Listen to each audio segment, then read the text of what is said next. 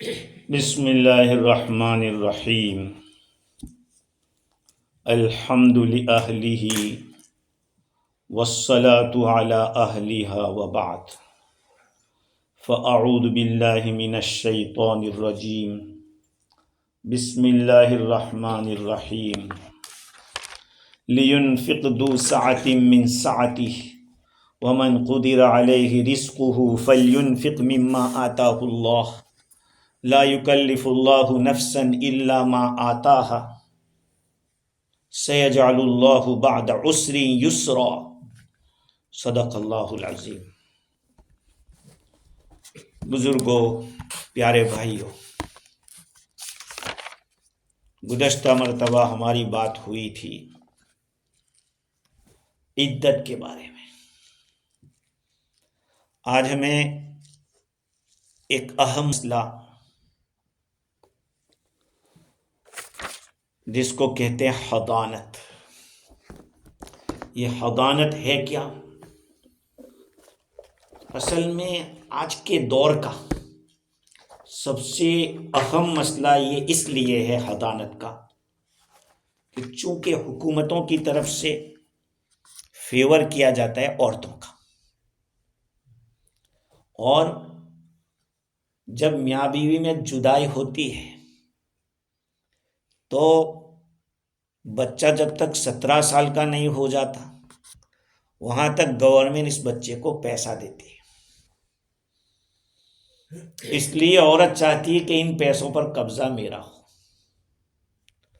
اور مرد چاہتا ہے کہ میرا ہو۔ شریعت کیا کہتی ہے؟ حضانت کے معنی پرورش، اولاد کی تربیت۔ تو پہلا حق ماں کا ہے شریعت اعتبار سے۔ کس کا؟ ماں کا۔ جب کہ ماں بالغہ ہو، آپ کہیں گے کہ بالغہ میں تو بچہ کیسے پیدا ہو؟ سیدھی بات ہے۔ عاقلہ ہو، عقل والی ہونی چاہیے۔ پاگلوں کو بھی بچہ تو پیدا ہو جاتا ہے، پاگل کو بھی بچہ تو پیدا ہوتا ہے۔ عاقلہ ہو، امانت دار ہو، امانت دار ہونا چاہیے کہ باپ جو کچھ دے گا اس میں وہ بچے پہ خرچ کرے گی، یا گورنمنٹ جو دے گی اس کے اوپر خرچ کرے گی۔ معاف کرنا، یہ مسئلہ ہے نا ہم لوگوں نے بہت معمولی بنا دیا ہے۔ بچے کو کوئی گفٹ دیتا ہے کہ لاؤ ہمارا ہے، ہم کیا کہتے ہیں کہ وہ ہم ان کے بچوں کو دیتے ہیں، نہیں تو وہ تجھے اس لیے دیے تھے، تجھے ہمیں دینا ہے۔ لیکن یاد رکھو، بچے کو اگر کوئی گفٹ دیتا ہے اس کا مالک بچہ ہے۔ آپ اس کو کپڑے دلا رہے ہیں، اپنے پیسوں سے مت دلائیے، اس میں سے دلائیے۔ آپ کو اس کی کچھ ہیلپ کرنا چاہتے ہیں، کچھ جوتے لینے ہیں، کوئی کھانے پینے کی اچھی چیز اس کو کھانی ہے، کہو بیٹا اس میں سے خریدو۔ سمجھ رہے ہیں؟ دوسرا تم خرچ کرتے رہو، کوئی بات نہیں، لیکن وہ پیسہ مت لو، کیونکہ اس کا مالک وہ ہے۔ آخر شریعت تو شریعت ہے۔ کہا کہ قربانی بچے میں واجب نہیں ہے، بچے کے مال میں زکوٰۃ فرض نہیں ہے، اور اگر قربانی کسی نے، بعض علماء نے کہا ہے اگر کی تو پھر کیا کریں گے؟ وہ گوشت کون کھائے گا؟ وہ بچہ ہی کھائے گا، کتنا کھائے گا؟ سب مسئلے لاگو ہو جاتے ہیں۔ خیر، تو سب سے پہلے ماں کا حق ہے، اور ایک شرط یہ بھی ہے کہ تربیت پر قدرت رکھتی ہو۔ امانت دار ہو کا مطلب سمجھنا، اگر وہ امانت دار نہیں ہے، زنا کرتی ہے، تو بچے کی تربیت کیا کرے گی؟ بچے پہ کیا اثرات پڑیں گے؟ اگر عورت فاجرہ ہے تو بچے کی بربادی کا سبب بنے گی۔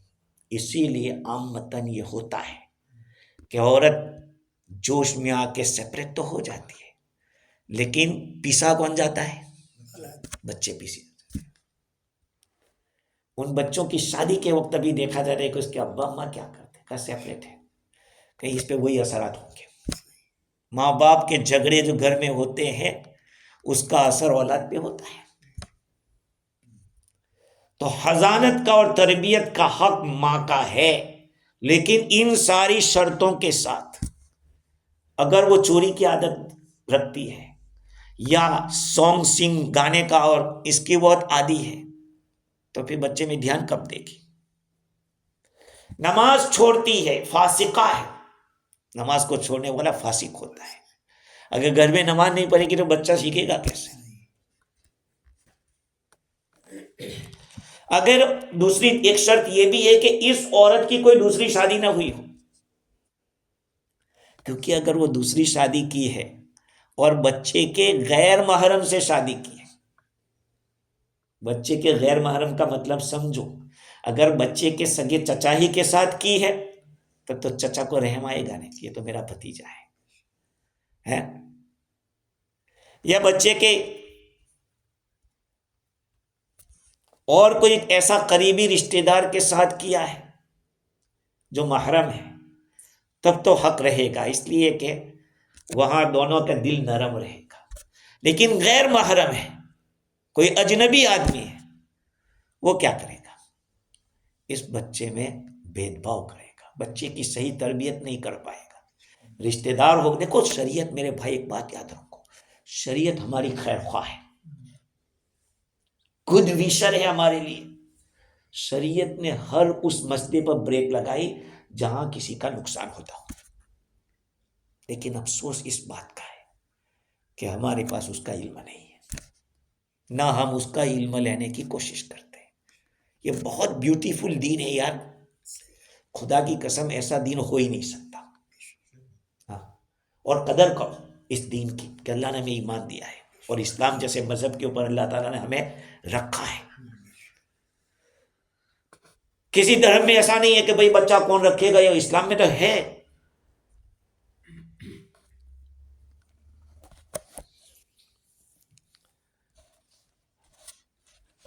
اچھا، اس کے بعد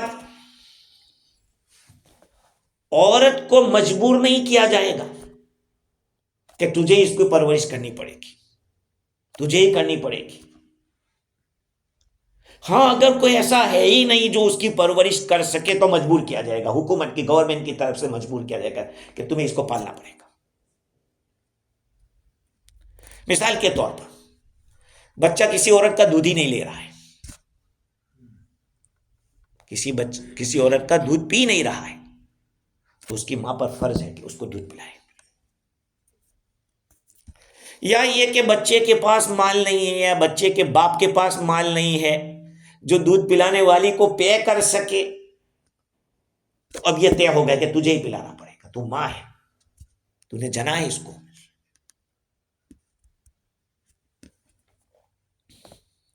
ہاں، عورت اگر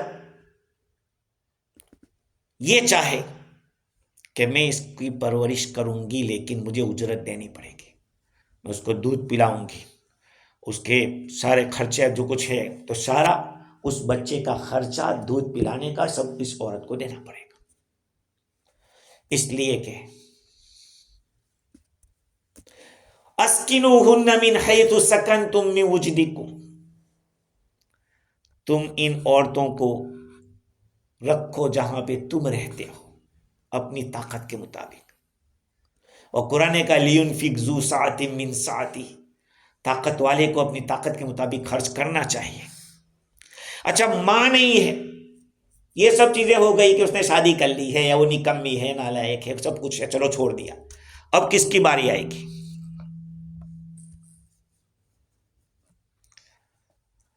مثال کے طور پر وہ عورت ہی قبول نہیں کرتی چھوٹے بچے کی پرورش کے، نہیں، یا یہ کہ وہ کہتے کہ مجھے یہ حق نہیں چاہیے، یا اس نے کسی اجنبی سے شادی کر لی، تو یہ حق جائے گا نانی کے پاس. کس کے پاس جائے گا؟ نانی کے پاس جائے گا، یعنی جو ماں ہے اس کی ماں کے پاس. یا عورت ہی گزر گئی، پھوپھیاں چاہتی ہے ہم کو دے دو، بھابھی چاہتی ہے ہم کو دے دو، شریعت نے کہا نہیں، نانی کو دے دو. نانی بھی نہ کہہ رہی ہے تو کہا دادی کو دو. کس کو؟ اس لیے کہ دادی کو شفقت ہوگی، نانی کو زیادہ شفقت ہوتی ہے. آپ لوگ سمجھ سکتے اس بات کو کہ ماں کی جو ماں ہوتی ہے اس کا دل زیادہ اپنی بیٹی کے لیے جیسا نرم ہوتا ہے، اس طرح نواسوں کے لیے بھی. جیسے رسول اللہ صلی اللہ علیہ وسلم بھی نواسوں کے ساتھ کتنی محبت کرتے تھے.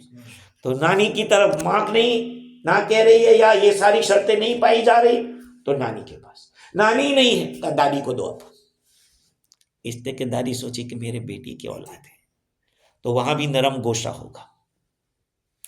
اگر دادی نہیں ہے تو حقیقی بہن کے پاس جائے گا، حقیقی بہن. یہ تجربہ ہے دنیا کا کہ کسی آدمی کے لیے اگر کوئی کھڑا ہوتا ہے تو اس کی بہن ہوتی ہے. آپ دیکھ لیں، کہیں بھی دیکھو، ماں باپ ہو تب بھی اور ماں باپ نہ ہو تب بھی. یاد رکھیں. ابھی کسی نے کچھ لکھا تھا، کسی جگہ پہ آیا تھا تو کہا جب تک ماں ہوتی ہے نا، ماں، وہاں تک ننیال رہتا ہے، اور باپ ہوتا ہے وہاں تک ددھیال رہتا ہے. ننیال اور ددھیال جانتے ہو؟ ماں کے جو رشتے دار ہوتے ہیں، ماموں ہے، خالہ ہے، نانا ہے، یہ سب جب تک ماں موجود ہے سب رشتے دار ہیں. اور جب تک باپ موجود ہے وہاں چچا وچا سب لوگ ہیں. ادھر یہ گئی ادھر کا گیا. ہم نے تو سب دنیا دیکھی ہے، اس کے بارے میں تجربات ہے، دیکھا ہے، بہت کچھ گزرا ہے، کوئی پوچھتا نہیں پھر. سمجھ رہے بات کو؟ تو شریعت نے یہ سب چیزیں اس لیے رکھی کہ ہم سے زیادہ اللہ زیادہ جانتا ہے. ہماری فطرت میں اللہ تعالیٰ نے کیا کیا رکھا ہے، عورت کی فطرت میں کیا رکھا ہے. اس لیے یہ حضانت کا مسئلہ جو ہے بہت ہی امپورٹنٹ ہے. خصوصاً اچھا یہ کب تک رہے گا؟ حضانت کا مسئلہ کب تک رہے گا؟ جب تک بچہ اپنا خود کا مالک نہیں، جب تک اپنا پائجامہ نکالنا، پاکی ناپاکی سب چیزیں خود نہیں کرنے لگتا وہاں تک. اور لڑکی کے لیے بھی جو پاکی ناپاکی اور اپنے جو کچھ ہے، جیسے 9 سال ہے، لڑکا 12 سال جیسا سمجھ لو تھوڑی دیر کے لیے. یہ کیوں؟ اس کے بعد بچہ چلا جائے گا باپ کی پرورش میں. ایسا کیوں؟ یہ اس وجہ سے کہ اب بچے کی حضانت کے بعد اب جو دوسرا درجہ ہے تربیت کا، اس کا وقت آ گیا ہے. اور بچہ ڈرتا کس سے؟ باپ سے ڈرتا ہے، ماں سے ڈرتا نہیں. ماں کی ممتا ایسی ہوتی ہے، ماں کی ممتا ایسی ہوتی ہے. وہاں تو دادا گیری سے بھی کچھ لے آتا ہے باپ کے سامنے. اور گھر میں ایک آدمی کا کچھ چل رہا ہے، ایسا ہونا بھی چاہیے. بات یاد رکھنا، یہ نہیں ایک بات لوگ سوچتے ہیں یار بچہ ہے. بچہ کب تک بچہ ہے؟ تو کہا کہ اب وہ اپنا خود کا کرنے لگا تو پھر سونپ دو اس کے باپ کو. ہاں، اگر عورت نعوذ باللہ ثم نعوذ باللہ مرتد ہو گئی تو اس کا حق چلا جائے گا. اسلام سے یہ ہو گئی تو اس کا حضانت کا حق باطل ہو جائے گا. آج کل ہو رہا ہے. یہاں بھی مسلمان تھے، بچہ پیدا ہوا، مسلمان ہے بچہ، لیکن کچھ ٹوٹو میٹے ہوئی جھگڑا ہوا، اس عورت نے کسی اور کو پکڑ لیا اور چلی گئی، اور اسی پہ اب یہ بچے کا کیا؟ کہا اس کا حق کے حضانت نہیں ہے، نکال لو بچہ وہاں سے لے لو. اس لیے کہ اگر مرتدہ ہے تو اس سے بچے کا نقصان ہوگا. ہاں اگر وہ توبہ کر کے پھر اسلام میں آ جاتے، اسلام کہتے ہیں کہ کوئی بات نہیں، توبہ کر لی، بچہ دے دو، اس کا حق وہ مانے چلا گیا.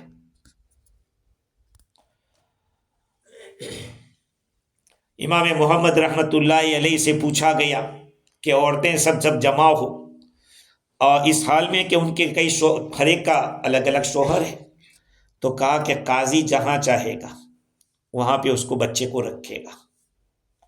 اس لیے کہ لا حق لہن فصار کمن لا قرابت لہ.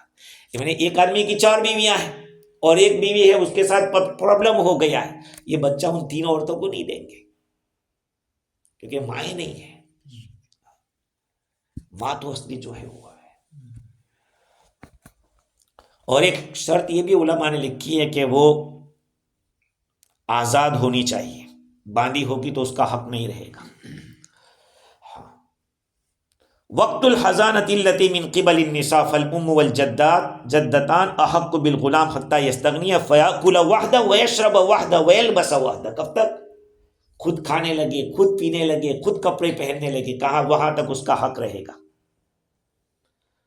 اور ابو داؤد ابن رشید نے امام محمد رحمۃ اللہ علیہ سے لکھا کہ وہ خود بخود وضو بھی کرنے لگے، استنجا بھی کرنے لگے اپنے ہاتھ سے۔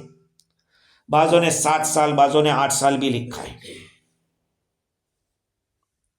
پھر بعد میں چل کے بچہ جاتا ہے باپ کی طرف اتنی عمر کے بعد۔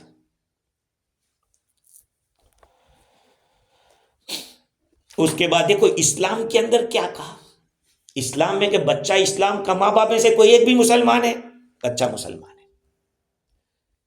ماں باپ میں سے ایک بھی مسلمان، بچہ مسلمان ہے، چاہے ماں اگر نعوذ باللہ اسلام سے پھر گئے پھر بھی وہ بچہ مسلمان سمجھا جائے گا۔ بالغ ہونے کے بعد بچے کی چوائس کیا ہے؟ اگر بچہ مسلمان کہتا کہ میں تو اسلام میں، وہ مسلمان۔ اگر بچے کی چوائس نعوذ باللہ دوسری ہے تو پھر سمجھ رہے بات؟ تو اسلام کے اندر بچے کا فائدہ کیا ہے وہ دیکھا جاتا ہے، اور حضانت کے اندر بھی بچے ہی کا فائدہ دیکھا گیا ہے کہ اس کو جو محبت ملے گی وہ ماں سے ملے گی، دوسری عورت وہ محبت نہیں دے سکتی۔ حضور اکرم صلی اللہ علیہ وسلم سے پوچھا گیا ماں کے لیے تو فرمایا کہ انتی احق بہ ما لم تنکحی یا ما لم تنکحی، جب تک تو نکاح نہیں کرتی وہاں تک بچہ تیرے لیے ہے، تیرا حق اس کے اوپر زیادہ ہے۔ امام محمد رحمۃ اللہ علیہ فرماتے ہیں کہ لڑکی ہے اور اس کے ماں باپ میں چھٹا چھٹی ہے، گڑبڑ ہے، تو جو چچا کا لڑکا اور ماموں کا لڑکا ہے تو دیکھا جائے گا، اگر دینی اعتبار سے دونوں صحیح ہے تو اس کے ماموں کے پاس رکھا جائے گا۔ کس کے پاس؟ ماموں کے پاس، اس لیے کہ ماموں محرم ہے نا، چچا کا لڑکا محرم نہیں ہے، چچا کا لڑکا محرم نہیں، چچا کی لڑکی سے نکاح ہو سکتا ہے نا۔ حضور صلی اللہ علیہ وسلم نے اپنی بیٹی کا نکاح کس کے ساتھ کرایا؟ اپنے چچا کے بیٹے کے ساتھ کرایا۔ خیر، اب بچے کی پرورش کہاں کی جائے؟ کہاں کی جائے؟ ماں رہ رہی نیوزی لینڈ میں، باپ رہ رہا ہے آسٹریلیا میں، تو حضانت کی جگہ میاں بیوی کی جو جگہ ہوگی وہاں، یہاں تک کہ اذا کانت الزوجۃ زیۃ بینہما قائمہ، میاں بیوی کا رشتہ بھی باقی ہے تو میاں بیوی کہاں رہتے ہیں وہاں پر، اور اگر شوہر یہ چاہتا ہے کہ وہ دوسرے شہر چلا جاوے اور بچے کو، چھوٹے بچے کو لے کر جاوے، حالانکہ اس بچے کو تو پرورش میں دینا ہے عورت کو، شوہر کو حق نہیں ہے کہ وہ لے کے چلا جائے، نہیں لے جا سکتا۔ سمجھ رہے بات کو؟ وہ اکیلا جاوے کیونکہ ابھی اس کا حق ہے، یہاں تک کہ بچہ مستغنی ہو جائے۔ ہاں اگر بڑا ہو جاوے، اچھا عورت یہ چاہتی ہے کہ بچے کو لے کر دوسرے شہر چلی جاوے تو شوہر کو حق ہے کہ اس کو منع کر سکتا ہے۔ ہاں، اس لیے کہ شوہر کے رہنے کی جو جگہ ہے وہی اصل ہے اس کے لیے رہنے کی۔ لا تخرجوہن من بیوتہن ولا یخرجن، تم ان عورتوں کو گھروں سے نہ نکالو اور یہ خود بھی نہ نکلے، قرآن نہ کہہ رہا ہے۔ اس کے بعد یعنی نفقات کا جو مسئلہ ہے، بات یہاں رکی تھی کہ حقیقی بہن کو دے دو، اگر حقیقی بہن نہیں ہے تو اخیافی بہن کو دو۔ اخیافی بہن یعنی ماں شریک بہن، ماں یہ کہ باپ الگ ہے۔ یہ جو بھائی بہن ہوتے ہیں وہ 3 قسم کے ہوتے ہیں، ایک آئینی، ایک اللاتی، ایک اخیافی۔ آئینی کے معنی ماں باپ دونوں ایک ہو، سیم ہو، ریل جس کو کہتے ہیں۔ اللاتی باپ ایک ہو ماں الگ ہو، ہاں، اور اخیافی ماں ایک ہو باپ الگ ہو، لیکن ماں والی کو پہلے مقدم کیا ہے۔ ماں والی جو ماں شریک بہن ہے، چونکہ ایک ہی جگہ پہ دونوں پرورش پائے ہیں، ایک ہی جگہ پہ رہے ہیں تو اس کو زیادہ فکر ہوگی ماں شریک کو. اور جو باپ شریک ہوتا ہے، باپ شریک کا مطلب ہے کہ باپ ہے کہ ماں الگ الگ ہے، وہاں وہ بات نہیں ہوتی جو وہاں ہوتی ہے. سمجھ رہے بات کو میری؟ اللہ کی جو ہوتا ہے اس کا باپ ایک ہوتا ہے، ماں الگ ہوتی ہے. اور اقیافی میں ماں ایک ہوتی ہے، باپ الگ ہوتا ہے. تو کہا کہ ماں والی میں زیادہ اور اشفقت رہے گی، اس کو مقدم کیا. اچھا اب یہ ہے کہ ماں والے رشتہ دار قریب زیادہ مقدم کیے جائیں گے، اس لیے اگر ان میں کوئی نہیں ہے، خالہ ہے اور پھوپھی ہے، تو پہلے خالہ آئے گی، دوسرے نمبر پہ پھوپھی ہوگی. اسی لیے آج کل دیکھا جاتا ہے، آپ لوگوں نے دیکھا ہوگا کہ عامتاً آدمی اپنے چچا اور ایسے رشتہ داروں میں زیادہ سنبھل رکھنے کے بجائے اپنے ماموں والوں کی طرف بہت زیادہ کھینچتا چلا جاتا ہے کہ نہیں؟ آدمی اپنے ماموں اور ان کو خالہ کو سب کو زیادہ یہ کرتا ہے. اس کی بنیادی وجہ یہی ہے کہ وہاں گوشہ نرم رہتا ہے. سمجھ رہے ہیں؟ اس کے بعد اب باری آتے ہیں نفقات. خرچہ کون اٹھائے گا، کس کس کا خرچہ کس کس کو اٹھانا ہے. کیونکہ ہمارے اس ملک میں تو ایسا ہے کہ گورنمنٹ ہے، ہر ایک کی ہیلپ کرتی ہے، لیکن ان ملکوں کے اندر جیسے کہ ہندوستان، پاکستان، بنگلہ دیش، سعودیہ، یہ بھی سب ایک ہی ہے. خرچہ کون کس کا اٹھائے گا. اصل میں خرچے چار قسم کے لوگوں کے خرچے ہوتے ہیں. ایک بیویوں کا خرچہ، دوسرا رشتہ داروں کا خرچہ، تیسرا غلام کا خرچہ، اور چوتھا جانوروں کا خرچہ. خرچے سے کیا مراد ہے؟ روٹی، کپڑا اور مکان، کھانا پینا اور پہننا اور رہنا. اس میں لباس بھی چاہیے، لباس بھی چاہیے، کپڑے. اور کپڑے نہیں یہ سمپل کپڑے ہو گئے، گرمی کے کپڑے الگ، ٹھنڈی کے کپڑے الگ، یہ سب چیزیں ہیں دین کے اندر، اس کا بھی لحاظ رکھا گیا. تو بیویوں کا جو خرچہ ہے اس کا قرآن، حدیث، اجماع اور قیاس، یہ چاروں جگہ سے ثابت ہے. بیویوں کا خرچہ قرآن کہتا ہے کہ اسکنوہن من حیث سکنتم من وجدکم، تم عورتوں کو رکھو وہاں جہاں تم رہتے ہو اپنی طاقت کے مطابق. مکان آ گیا نہیں؟ مکان آ گیا، جہاں تم رہتے ہو وہاں تم ان کو رکھو. نمبر 2، تو خرچے کے لیے اگر خود کا مکان نہیں ہے تو کرائے کا مکان لو، لیکن ان کو رکھنے کی ذمہ داری آپ کی ہے. اور خرچہ آدمی کو نہیں مل سکتا مگر جب تک کہ وہ کمانے کے لیے نہ جائے. اور عورت رکی ہے تمہاری خدمت کے لیے تو کہاں کمانے جائے گی؟ محبوس کا نفقہ حابس کے ذمہ ہوتا ہے، یہ اصول ہے. محبوس کا نفقہ حابس کے ذمہ ہوتا ہے. محبوس کے معنی جس کو روکا ہوا ہے، اور حابس کے معنی روکنے والا. اب جیسے ہمارے بھائی کو میں لے جاؤں کسی جگہ ہیملٹن، صبح سے شام تک رکھو اور کہوں جاؤ تم ہوٹل میں جا کے کھا لو، تو کیسے کھا لو؟ وہ میرے کھلانا پڑے گا مجھے، ان کو میں لے گیا ہوں تو میں حابس ہوں، یہ محبوس ہے، تو ان کا خرچہ میری ذمہ داری ہے. اسی لیے آپ اگر کسی کو کام کے لیے بھیجو تو اس کا کھانے کا بھی خرچہ دو کہ بھائی اس سے کھا لینا، یہ نہیں کہ تم اپنا انتظام کر لینا. دین ہے، دین ہمارا الحمدللہ سیکیور ہے. خدا کی قسم کھا کے کہتا ہوں کہ اس کی گہرائی تک اب جاؤ. اب ہندو لوگ کیا کہہ رہے ہیں کہ اسلام دھرم دیکھو، اسلام کہہ رہا ہے کہ ایک نبی صاحب نے کتنی اچھی بات فرمائی کہ مزدور کا پسینہ سوکھنے سے پہلے اس کی مزدوری دے دو. لوگ تمہاری نمازیں نہیں دیکھ رہے ہیں، تمہارے یہاں کے ٹکوں کو نہیں دیکھتے ہیں، تمہارے روزوں کو نہیں دیکھتے، تمہارے اور اعمال کو نہیں دیکھتے، تمہارا دل کیسا ہے، ڈیلنگ کیسا ہے. اس لیے اسلام نے کہا لا ضرر ولا ضرار، نہ کسی کو نقصان پہنچاؤ نہ خود نقصان اٹھاؤ. مرن جاؤ مرنج، نہ خود دوسرے کو رنج پہنچاؤ نہ خود رنجیدہ ہو. یہ دین ایسا ہے، مرنجا مرنج، نہ کسی کو رنجیدہ کرو نہ خود رنجیدہ۔ واللہ آپ لوگوں کو میں کہتا ہوں 2 رکعت روزانہ شکر کی کرو، پڑھو کہ یا اللہ یہ جو دین دیا ہے اسی پہ موت ہمیں دینا، اتنا اچھا دین دنیا میں ہو ہی نہیں سکتا۔ اور نبی صلی اللہ علیہ وسلم کی زندگی کی یہ ساری باتیں، چاہے وہ عقائد سے متعلق ہو، عبادات سے متعلق ہو، معاشرت سے متعلق ہو، اخلاق سے ساری چیزیں حدیث کی کتابوں میں ہے، اور اس کو الحمدللہ پڑھا ہے۔ لیکن افسوس اس کا ہے کہ سب چیزیں کتابوں میں ہیں۔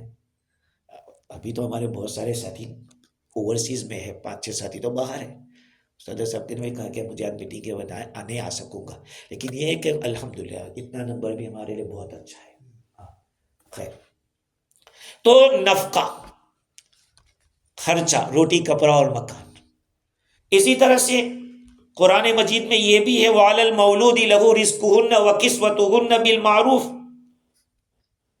جس کے لیے بچہ جنا گیا ہے، یعنی باپ، جس کے لیے بچہ جنا گیا ہے، تو بچہ کس کے لیے ہوتا ہے؟ باپ کے لیے ہوتا ہے۔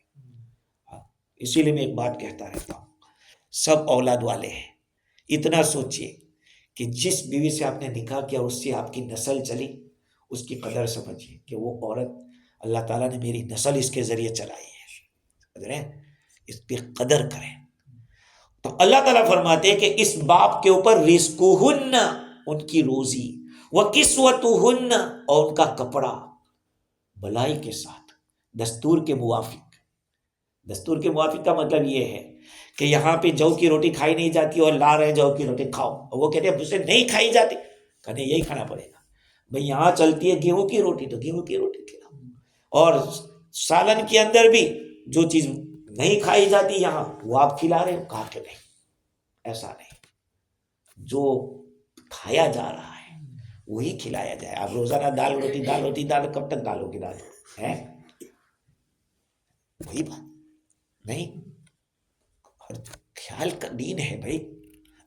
بالمعروف کہا قرآن نے۔ بالمعروف کا مطلب یہ ہے کہ دستور کے موافق، جیسا چلتا ہے ہمارے ماحول کے اندر۔ اور قرآن نے یہ بھی کہا لِيُنْفِقْ ذُو سَعَةٍ مِّن سَعَتِهِ،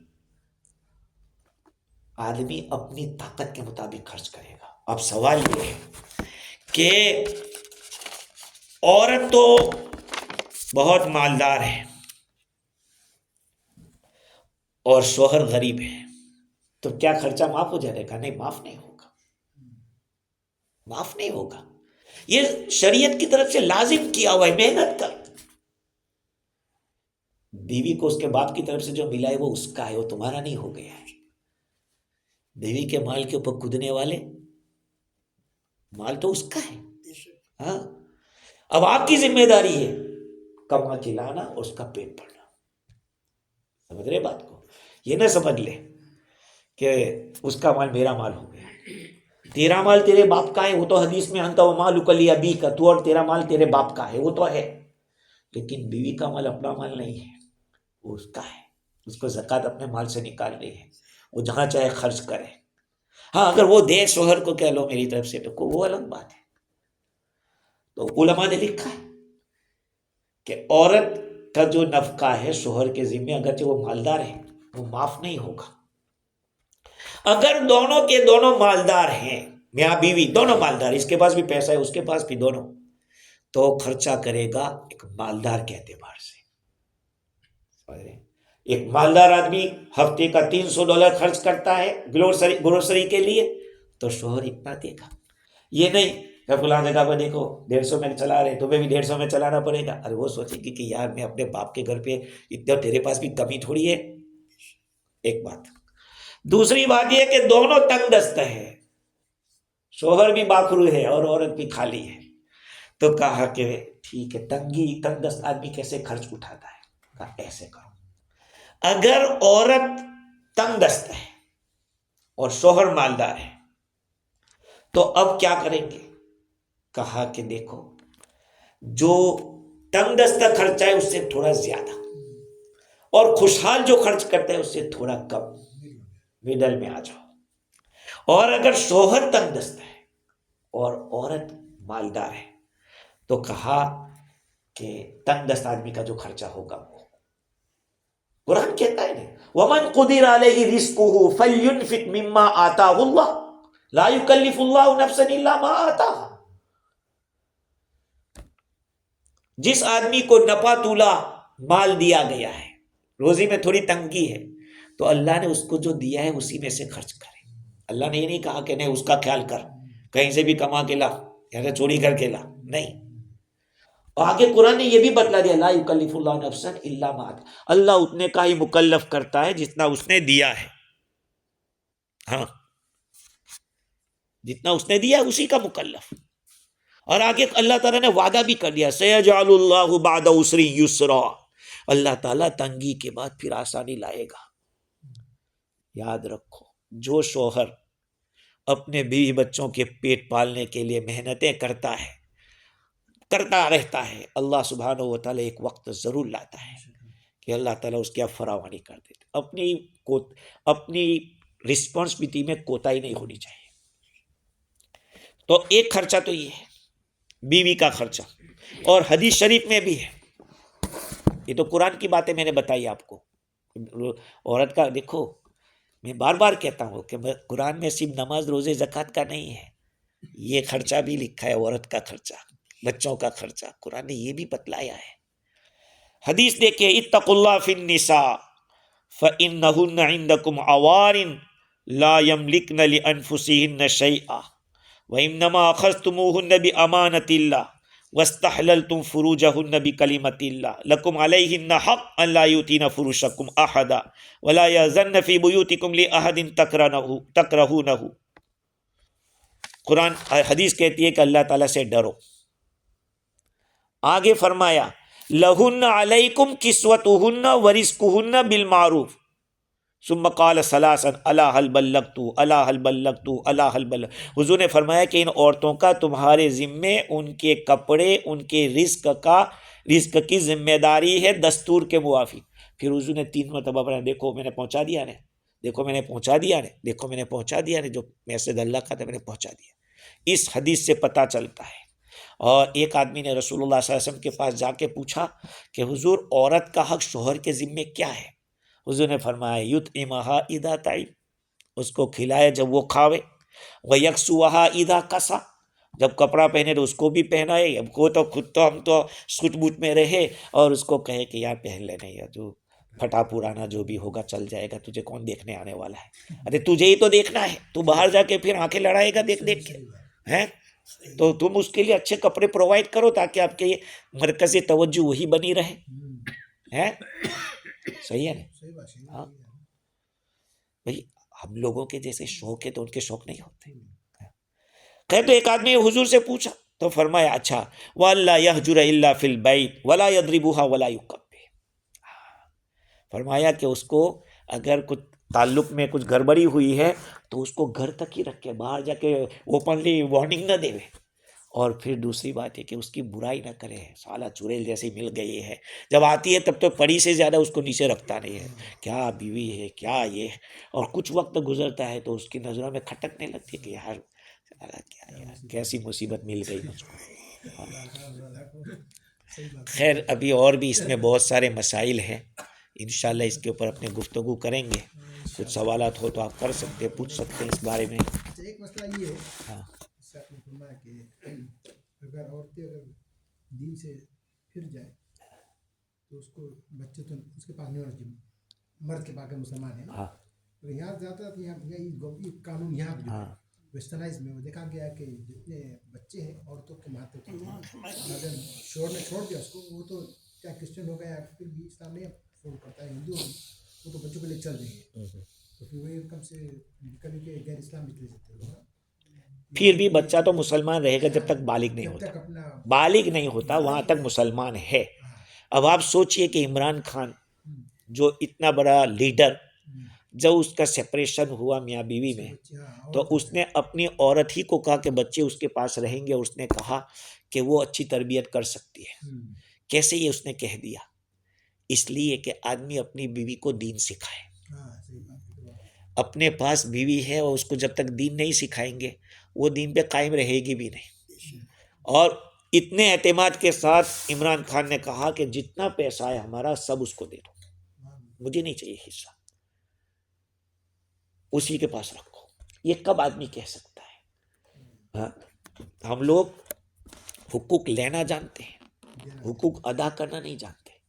عورت کے حقوق میں سے ایک یہ ہے کہ اس کو تعلیم دے، اس کو تعلیم دے، سکھائے کہ کیسے رہنا ہے، شوہر کی خدمت کیسے کرنا ہے۔ ابھی میرا بیٹی کے نکاح کے اندر میرا بیان ہوا تو اس کے اندر میں نے ایک بات بتائی کہ انگلینڈ کے اندر عامتاً یہ کہتے ہیں کہ پتوں کے ذمے، اس پتو جانتے ہو نا، بہو کہتے پتو، تو اس کے ذمے ساس سسر کی خدمت ضروری نہیں ہے۔ تو میں نے کہا یہ کہاں لکھا ہے بھائی؟ شوہر کی اطاعت تو فرض ہے نا، اور شوہر کہہ رہا ہے کہ میرے ماں باپ کی خدمت کرو، تو اب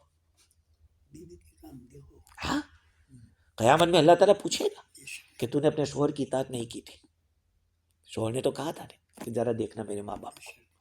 تو میں نے کہا یہ بات جب میں نے کہی تو کئی علماء اور کئی لوگوں نے یہ کہا کہ یار یہ موجودہ دور کے اعتبار سے جو بیان آپ نے کیا ہے وہ بہت ضروری ہے، سمجھے؟ ہم اگر تربیت نہیں کریں گے اپنی عورت کی، گھر میں اس کو سکھائیں گے نہیں، وہ سیکھے گی کیسے؟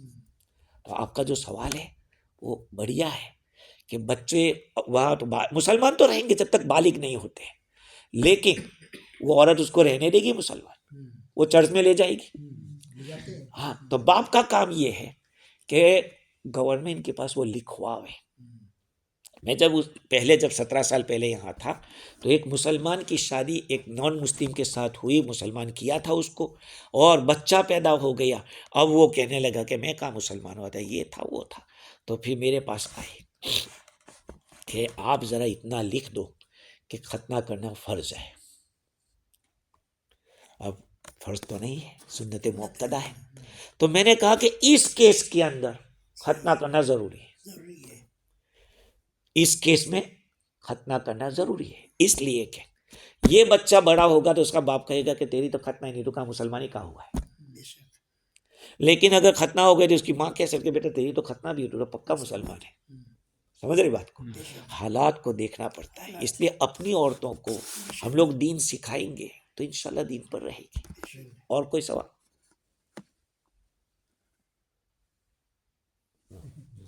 اچھا شمیم، اچھا حدیث صاحب کچھ ہے؟ آدمی دونوں غیر قوم میں شادی کر لیں تب لڑکا کدھر جائے ہے؟ تو بچہ کدھر جائے؟ اگر عورت غیر قوم میں شادی کیا ہے، مرد بھی کر دیا، مرد بھی کر دیا ہے، تو پہلے اس لڑکی کی جو ماں ہے نا، نانی کے پاس جائے گا۔ ہاں، لیکن نانی بھی نہ کہہ رہی ہے کہ نہیں مجھے نہیں رکھنا ہے، تو اب دادی کے پاس جائے گا۔ اب دادی بھی نہیں ہے تو پھر بہن کے سگی بہن کے پاس جائے گا، سگی بہن بھی نہیں ہے تو ماں شریک بہن ہے تو اس کے پاس جائے گا۔ یہ ترتیب ہے۔ پھر خالہ ہے، پھر پھوپھی ہے، یہ ہے، یہ سب کلوز رشتے دار ہیں۔ بہت سے بچے اپنے یتیم خانہ میں چھوڑ دیتے ہو، صحیح ہے۔ اب ظاہری بات ہے جو بے سہارا ہے، جن کا کوئی سہارا ہی نہیں ہے، تو اس کو زندہ تو رکھنا ہے، مار تو ڈالنا نہیں ہے۔ سرکار بھی پیسہ نہیں دیتا، ہاں، لیکن وہ اپنا رنگ میں رکھیں گے۔ ہاں، وہ بات تو صحیح ہے آپ کی، رنگ میں رکھیں گے، لیکن عامتاً یہ ہوتا یہ ہے کہ جو بچہ لیا جاتا ہے یتیم خانے میں، اس کا نام اور یہ کہاں سے آیا ہے وہ سب لکھا جاتا ہے، ریلیجن سب کچھ، یعنی کس ایریے سے ملا ہے یہ سب دیکھا جاتا ہے۔ میرا کہنے کا مطلب ہے جو بچہ جب بڑا ہوتا ہے تو وہ لوگ ایڈورٹائز کرتے ہیں، کوئی بچہ چاہتا ہے تو لے جاؤ، تو اس وقت اس کا نام سب وہ دیکھو اس بچے کو جو لے جائے گا اس آدمی کے اوپر ہے، اسی لیے حدیث میں کیا آیا، کل مولود یولد علی الفطرہ، ہر بچہ فطرت اسلام پر پیدا ہوتا ہے، فَأَبَوَاهُ يُهَوِّدَانِهِ أَوْ يُمَجِّسَانِهِ أَوْ يُنَصِّرَانِهِ، پھر اس کے ماں باپ اس کو یہودی، نصرانی اور مجوسی بنا دیتے ہیں۔ یہ اکارڈنگ ٹو انوائرمنٹ، ماحول جیسا ملے گا ویسا بنے گا۔ اب یہ بچہ آپ نے جو بتایا کہ جب تک بچہ بالغ نہیں ہوتا ہے تو اب اس کے ماں باپ میں سے کوئی یہ ابھی پتہ نہیں ہے کہ مسلمان ہے کہ نہیں، اگر مر گیا بچہ تو وہ جنت میں خادم بنے گا، اور اگر بچہ بڑا ہو گیا، بالغ ہو گیا، اب اس کی چوائس پر کہ وہ مسلمان رہنا چاہتا ہے یا نان مسلم جیسا ہے، وہ اس کے اوپر ہے. بہت ایسے کئی نہیں ہے. میرے دوست کا ہی ایک کیس تھا. میں نے ابھی گیا تھا انڈیا، تو ایک بہت بڑا اسٹیل فیکٹری کا مالک جس کے یہاں 1000 آدمی کام کرتے ہیں، 1000 آدمی کام کرتے ہیں. تو اس نے مجھے بتایا کہ مفتی صاحب میری دوسری بیوی کو 2 لڑکے تھے، بچی نہیں تھی، اور ہمیں بچی کی ضرورت تھی. تو ہم نے ہاسپٹل میں کہہ رکھا تھا کہ کوئی ایسا بچہ ہو تو کہا ہم گئے. انہوں نے ایک بچہ کہا کہ یہ ہے، یہ 7 مہینے کا پیدا ہوا ہے. ڈاکٹر نے کہا کہ نہیں جیے گا. تو کہا کہ کچھ بھی ہو دے دو ہمیں. یاد بچی ڈاکٹر بن رہی ہے وہ.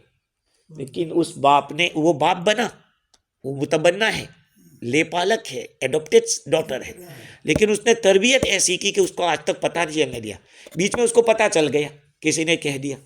تو باپ نے یہ کہا کہ ارے بیٹا، اگر تو ایسی لڑکی ہوتی تو یہ سب پراپرٹی میں تجھے دیتا، جتنا تیرے بھائیوں کو دیا اتنا تو ہم نے تجھ کو دیا. تو وہ مجھ سے پوچھ رہے تھے کہ مفتی صاحب اس لڑکی کی جب شادی کرائیں گے تو کیا اس داماد کو کہنا ہمارے لیے ضروری؟ میں نے کہا کوئی جو آئے گا نا وہ کوئی لکھا نہیں آئے گا، وہ سمجھدار ہی آئے گا کہ اس کے پاس اتنی پراپرٹی، اتنا بڑا بنگلہ ہے، یہ ہے، خود ڈاکٹر ہے. اور کوئی اچھا ایک سوال ہے، اگر چھوٹا میں لڑکا کو کسی کو دے دیا ہو، لڑکا کو پتہ نہیں ہے، 30 40 50 سال بعد پتہ لگا اس کے کہ یہ میاں مائی ہے، تو وہ اولاد کی مائی پہ کیا حق ہے؟ ماں پہ، ماں کا تو حق پہلے سے ہی تھا کہ اس بچے کے ساتھ سلوک کرتی اور کہتی کہ میرا بیٹا ہے تو.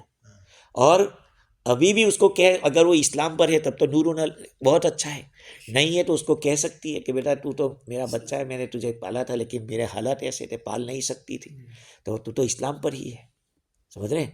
اب اس کی بھی ذمہ داری ہے کہ اگر اس کی ماں ہے، بعض لوگ تو ایسے ہیں کہ میری ماں نے مجھے کیوں چھوڑا. ابھی میرے باپ ایک تھا ریکی میں وہ اپنی ماں کو گالی دیتا تھا. ارے بھائی چل، تیری ماں نے تو کیا، وہ تو حق ادا نہیں کر سکی، تیری ذمہ داری کیا ہے؟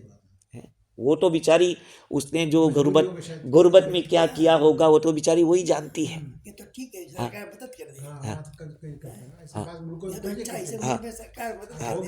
سمجھ رہے بات کو؟ اور کوئی؟ ٹھیک ہے. سبحان اللہ بحمدہ، سبحانک اللہم وبحمدک، نشہد ان لا الہ الا انت.